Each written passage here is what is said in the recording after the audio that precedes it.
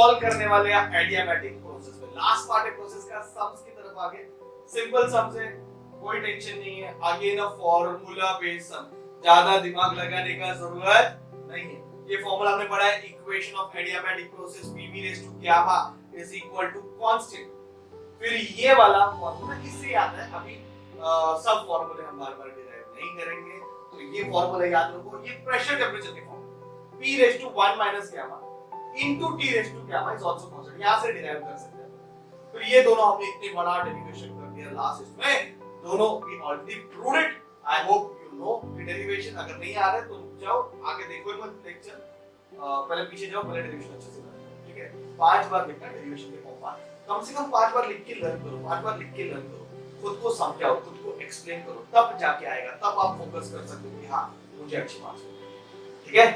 ये फॉर्मूले तो चालू कर दे। आपके सामने एक मस्त वाला सम है।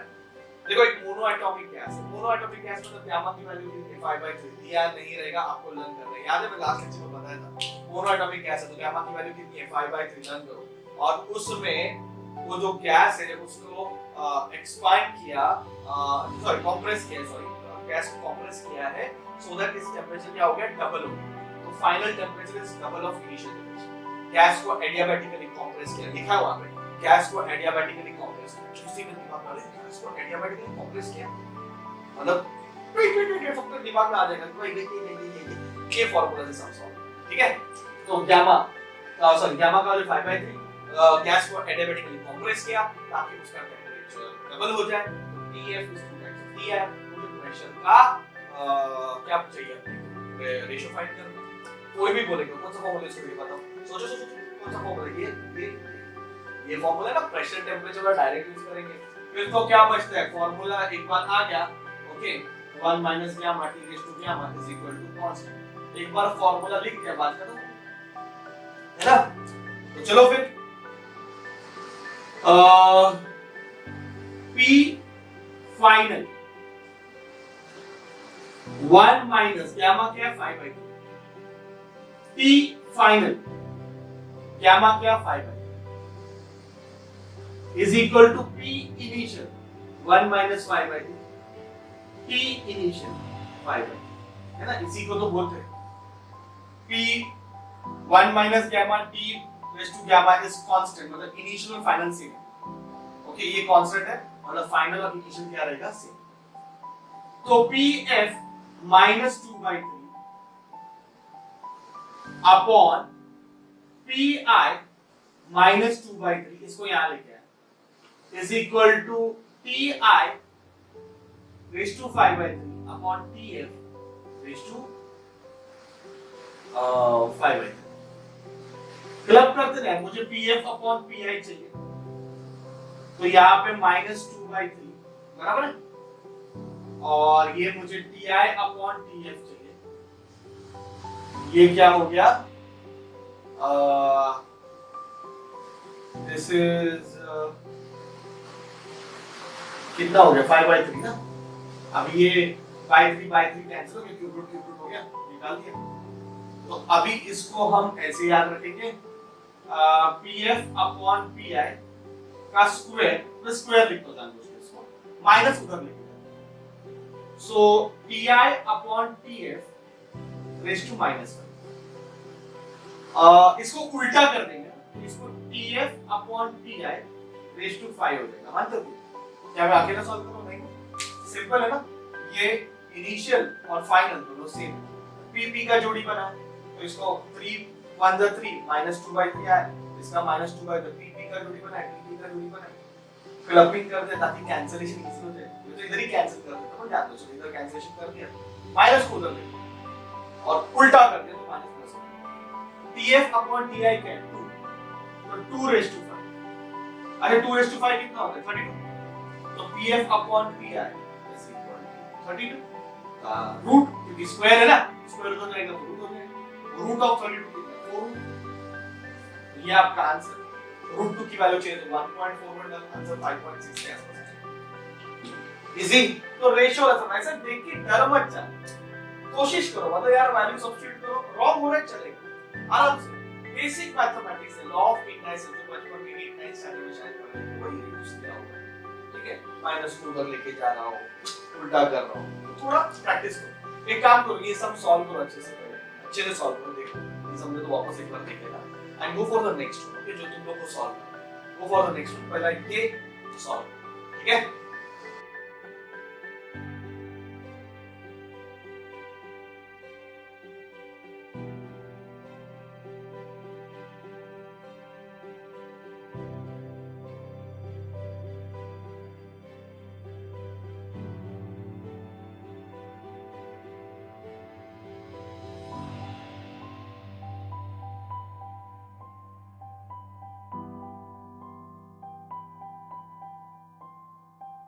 यस, आई होप आपने ये सम को सॉल्व किया रहेगा। बहुत सिंपल सम था, बहुत सिंपल सम था।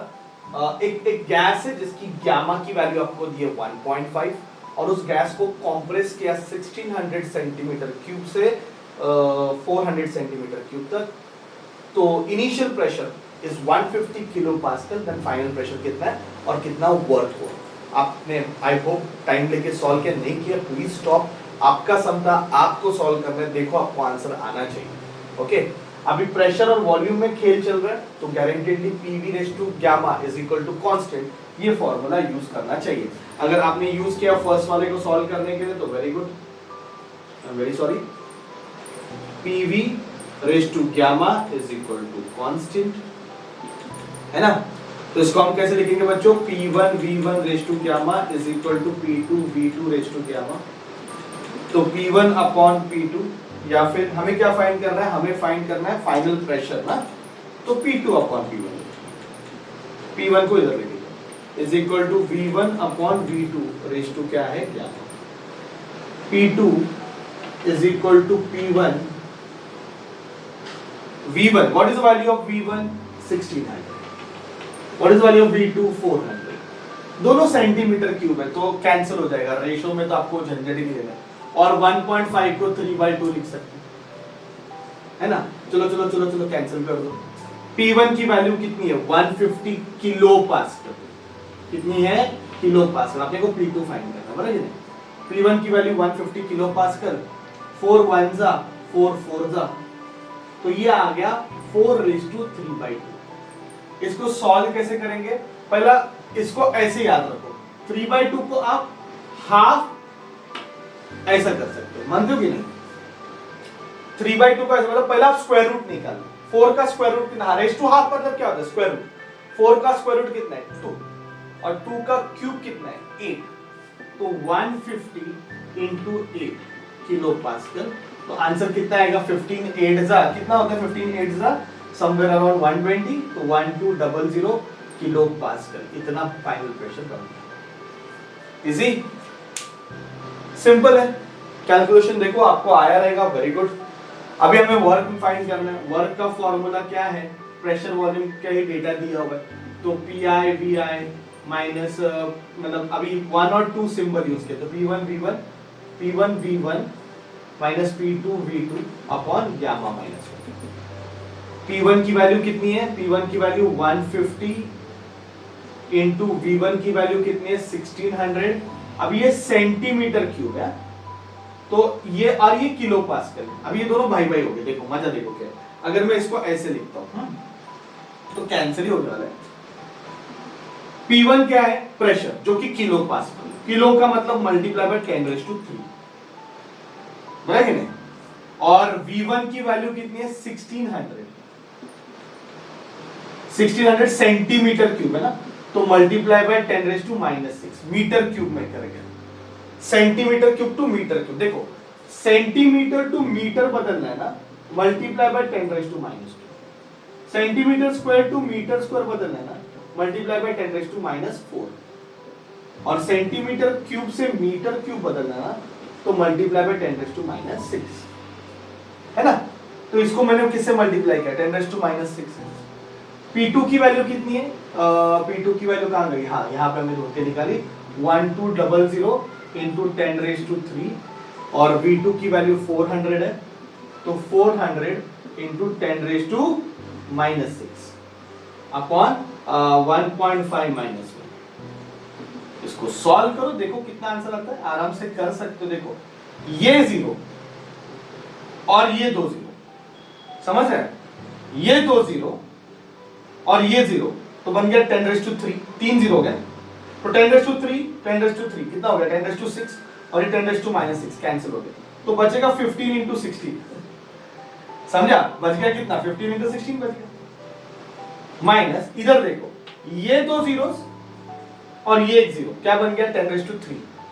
समझा? ये 2 जीरो और ये 1 जीरो क्या बन गया 10⁻3 और ये 10⁻3 क्या हो गया 10⁻6 और ये 10⁻−6 कैंसिल हो गया तो बच गया 120 × 4 है ना, ये बच गया यहाँ पे और नीचे बचा 0.5 जिसको अपन हाफ लिख सकते हैं।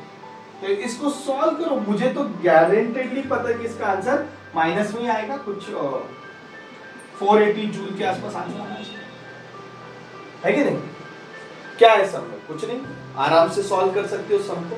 मतलब आप एक चीज याद रखो कि आपको सम को कैसे सॉल्व करना है। ओके इसका और एक फॉर्मूला मैं आपको देता हूं, TV⁻⁻⁻⁻⁻ is equal to constant है। ये भी अपने को लिखना चाहिए, अपने नहीं लिखा था, किसी सम में मिल जाएगा क्योंकि हमने PV वाला देखा है, PT वाला देखा है, TV वाला भी आप देख लो। मतलब कभी कभी ऐसे टेम्परेचर वॉल्यूम में भी शायद यू नो रेशो वाला सम आ सकता है, तो आपको पता होना चाहिए। तो ये एक फॉर्मूला है। I hope everything is right, everything is perfect, आपको यही आंसर आया रहेगा। सिंपल सम है, मैं पहले ही बोला फॉर्मूला बेस्ड सम है। ये फॉर्मूला अपन देखा, ये दोनों डिराइव किए, ये दो मैंने डायरेक्ट लिखे हुए, पर आप लर्न करो। मैं यहाँ पर ऐसे थोड़े MCQ वगैरह आ सकते हैं, 1 मार्क का वगैरह, ज्यादा डिफिकल्ट नहीं आएगा, ठीक है? So that's it, that's the end of the process, that's the end of the chapter. तो ये चैप्टर यहाँ पे खत्म। थैंक यू वेरी मच बच्चों, प्रैक्टिस बहुत अच्छे से, बहुत अच्छे बैठ। Thank you very much.